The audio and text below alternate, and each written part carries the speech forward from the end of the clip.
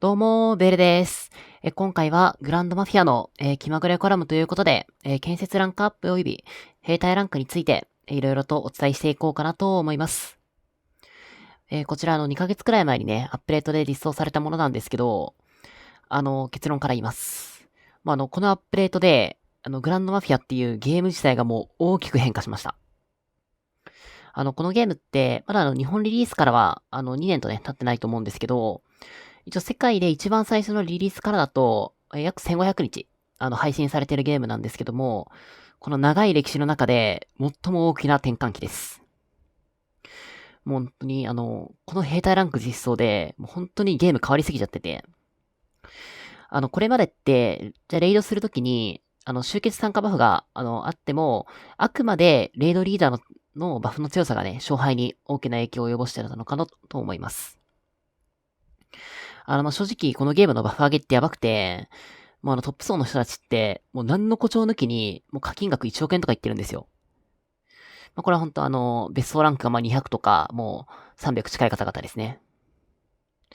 で、その方々って、ファミリークリスタル込みで、単種のステータスがもう2000%とか言ってて、バランスでももう1800とか1900%言ってるので、で、その人たちのバランスを、単種で抜こうとしても、やっぱりでも1650から1700%欲しくて、っていうところで、なかなかね、もう単種とかそういう、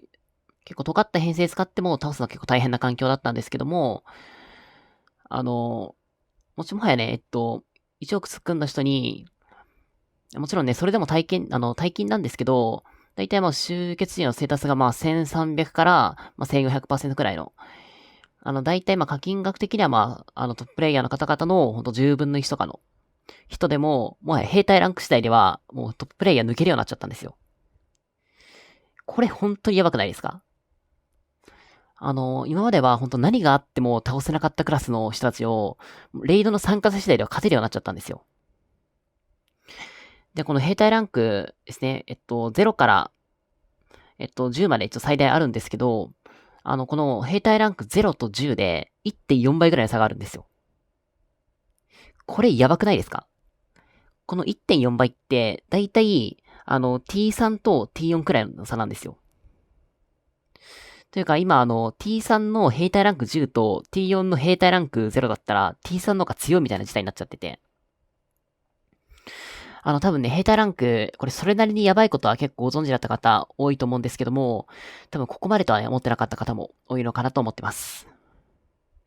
ただ、本当にっていうところはね、もちろんあると思いますので、実際に兵士のステータス見ていこうかなと思います。ギャングシューターバイカーで、もちろんね、差はあるんですけど、上がる割合的には、3兵方もそんなに変わらないので、今回はシューターを見ていこうかなと思います。で、兵隊ランクが0の時については、攻撃が771、防御が150、HP が2209ですね。で、これがどんどん上がっていって、兵隊ランクが9になると、攻撃が974、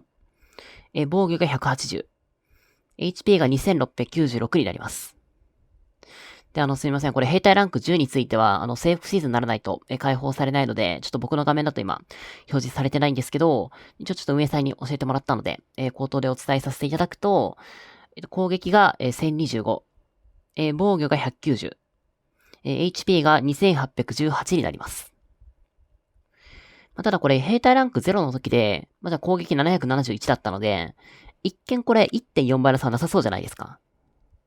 大体ステータスだけで見たら、1.25倍ぐらいで。ただ、それだけじゃないんですよ。この兵隊ランクが、3と6と9になったタイミング、9と、あと10ですね。このランクになると、新しいスキル、もしくは、既存スキルが強化されて、めちゃめちゃ強くなります。まずランク3なんですけど、20% の確率で、10% のダメージ軽減。で、これが、レベル6になると、20% の確率で20%のダメージ軽減になります。これもね、かなり効果でかいんですけど、ランク9になると、さらにやばくて、20% の確率で25% の追加ダメージを与えられるようになります。これやばくないですか？もう火力えぐいほど上がるんですよ。じゃあ7、10はっていうところだと思うんですけど、ちょっとね、画像としてお見せできなくて、申し訳ないんですけど、この追加ダメージが50%になります。いや、これやばくないですか？いや、やばいんですけど、ほんととんでもなくダメージ上がるんですよ。で、一応このダメージ軽減と、追加ダメージ、攻撃防御と HP のステータスに換算すると、だいたいダメージ軽減が0.05倍分で、追加ダメージが、0.1倍分ぐらいの価値があるので、通常のステータス上昇分の1.25%、1.25倍と合わせて、1.4倍ぐらいの差がある寸法ですね。で、この兵隊ランクって、レイドリーダーのレベルに準拠されるわけではなくて、参加者各員のレベルで計算されるんですよ。なので、いくらレイドリーダーが強くても、参加者の兵隊ランクが低いと、勝てる相手に勝てなかったり、逆に、参加者次第で、今まで勝てなかった相手に、勝てるようになりました。じゃあこの兵隊ランク、どうやって上げていくのっていうところなんですけど、こちらは各施設が、レベル25になると、建設ランクを上げていくことができるようになります。各施設、施設をね、ランク1つ上げるのに、段階を5回減る必要がありまして、5回アップグレードすると、1ランク上げていくことができます。で、上げていくには、資源に加えて、レベル6までは、こちらのファミリーゴールドコイン。で、レベル6以降については、このコインと合わせて、ファミリースターバッジが必要になります。で、先ほどの肝心のね、肝心な兵隊ランクを上げていくには、すいません。間違えたんですけど、すいません。こちらですね。違う、ごめんなさい。こちらのファミリー議事堂の、レベルを上げていく必要がありまして、ここのランクが、兵隊のランクになります。で、この建設ランク、まんべんなく上げるのではなくて、もうファミリー議事堂を最優先で上げましょう。ファミリー議事堂を上げるために、他の建設ランクを上げるイメージで問題ないです。で、基本的には、建設、別荘ランクを上げると、ファミリー議事堂のレベルをね、上げれるようになるので、別荘ランクを上げるために、いろんな施設を上げていって、条件達成したら、別荘ランクをランクアップ。で、その後に、ファミリー議事堂を上げていくイメージになるのかなと思います。で、このランクアップ、めちゃめちゃ大変で、なぜ大変かと言いますと、先ほどのファミリーゴールドコイン、これを集めるのが本当に大変なんですよ。必要量狂ってるのに、入手するのめちゃめちゃ大変で、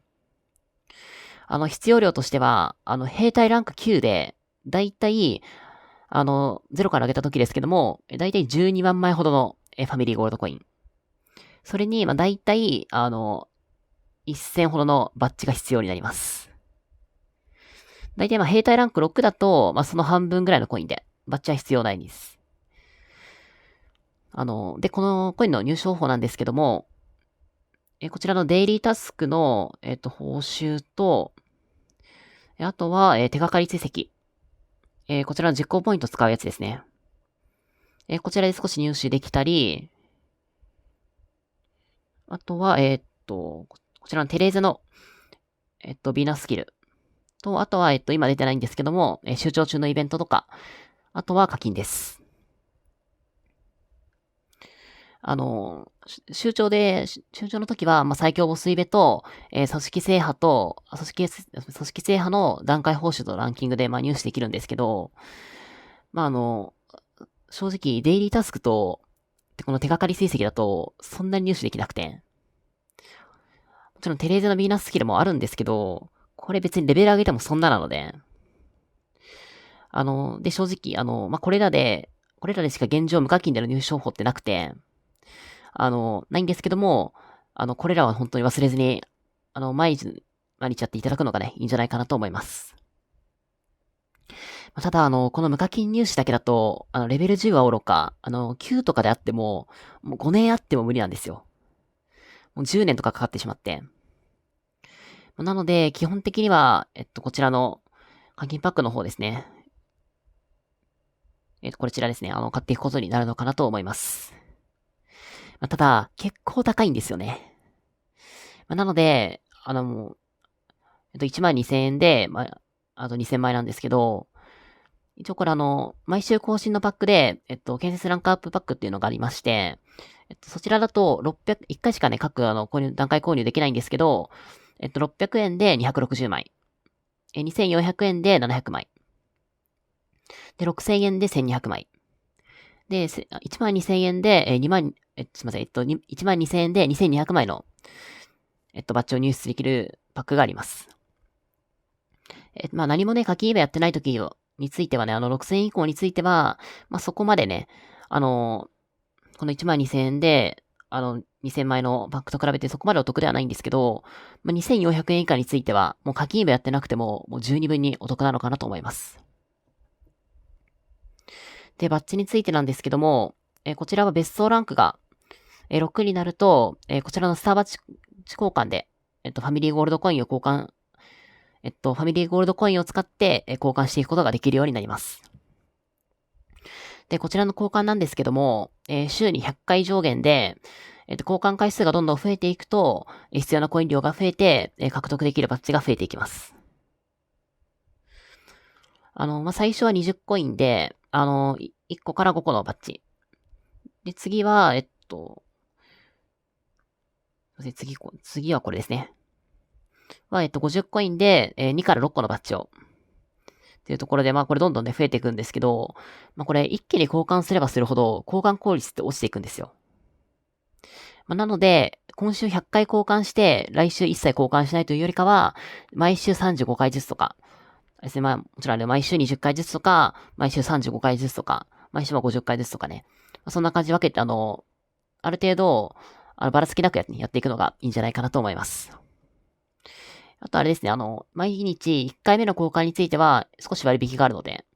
それもね、活用していくといいのかなと思います。まあ、ただね、本当にバッチもバッチでね、結構大変なので、計画的にやっていくのが本当に大事なのかなと思います。で、また兵隊ランク9については、9までについては、全施設が観察しなくても、ベストランクさえ上がっちゃえば、兵隊ランク上げていくことができたんですけど、兵隊ランク10に関しては、全施設フル観察させる必要があります。しんどいです。めちゃめちゃしんどいです。建設ランク9を、フル観察させた状態からでも32,000枚以上のファミリーゴールドコインと719枚のバッジが必要になるんですよ。で、これもちろん、建設ランク9の感想でそれなので、兵隊ランクが9になった時点だと、今少し上げてるんですけど、なかなか結構6から8の施設が多いので、そう考えるとかなりね、9から10で、多分だいたい7万枚くらいのコインと、1200枚くらいのバッジが、ね、多分必要になるのかなと思ってます。すいません、ちょっとここについてはちゃんと計算してないんですけど。いや、本当にやばいですよね。もう本当一応僕もね、現在進行形でコツコツやってるんですけど、本当10まで上げるのに、戦々恐々としてます。ですね、建設ランクについては、中長戦のシーズン状況についても、上限がありまして、S1 だとおそらく3。